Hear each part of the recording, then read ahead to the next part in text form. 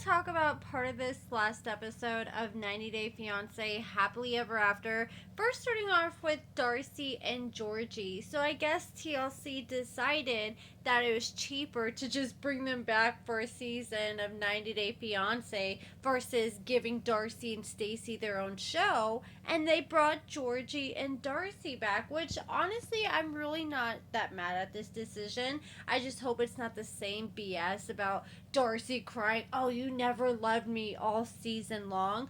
But I guess we're going to see Georgie take Darcey to meet his parents in his country. And I guess he claims that none of his parents have ever met any of his exes before.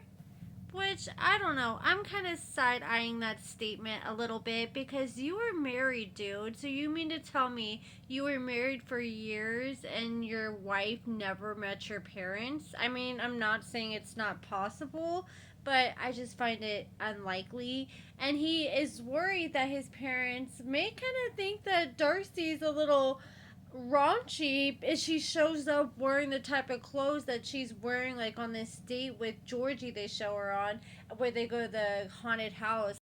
But that's just pretty much how Darcey dresses 24/7. It's very sexual, and I think she does that because she has spent thousands of dollars to get snatched, and I think she just wants to show off as much of her work as much as possible.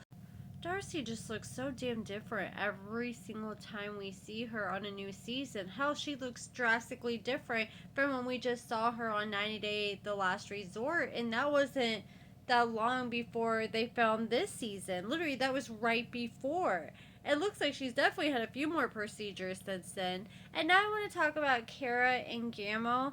So they're definitely in a rough spot right now. They have a child together, and they are trying their best to just move forward, but things aren't going so hot because Guillermo decided it would be a bright idea to just up and randomly quit his restaurant job, and that job provided insurance and benefits for not only himself but the family too, and he just threw all that away. So I completely understand why Kara is pissed off at him. I think what frustrates Kara the most is he lost his restaurant job, and now it's like he's just became too comfortable relying on other people or relying on money from this show, and he just sits back and kicks his feet up instead of just jumping back on the grind and having a sense of urgency when it comes to trying to find a new job. And if I knew my family didn't have insurance and I didn't have health care because of my job, that would be the number one thing I'd be worrying about. But instead, he wants to focus on being a pilot.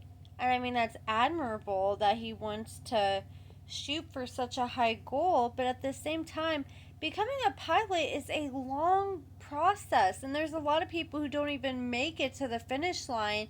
And it's very expensive. Kara said, look, it's going to cost over $60,000. It's going to take a lot of time. And it sounds like in the dire financial situation they're in right now and not having health care, it seems like he needs to find something like right here right now. And maybe like if he can get money later on, focus on being a pilot. But even like Kara said, he's had so many hustles in his mind and started all these jobs, like went paid so he could have an LLC, and that's not cheap whatsoever.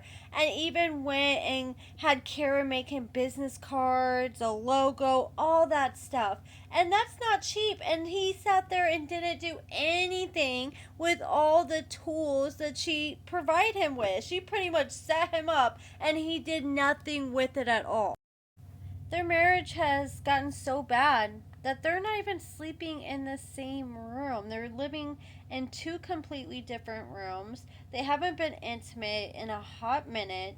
And they just are like talking and doing the bare minimum when it comes to their marriage. And I don't blame Kara for not wanting to sleep with him because he's like, oh, she's my wife. I want to be intimate with her. And I feel like, yeah, they're sleeping in the same bed. He's going to want to initiate intimacy.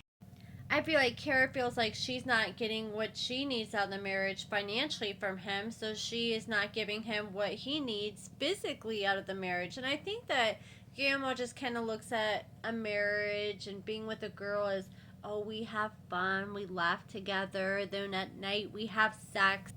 But honestly, I'm not surprised that it's came to this. I was really hoping that they would work out. I actually did think they were super cute together, but it definitely seems like things are going downhill, and rumor has it they're not in a good spot at all right now.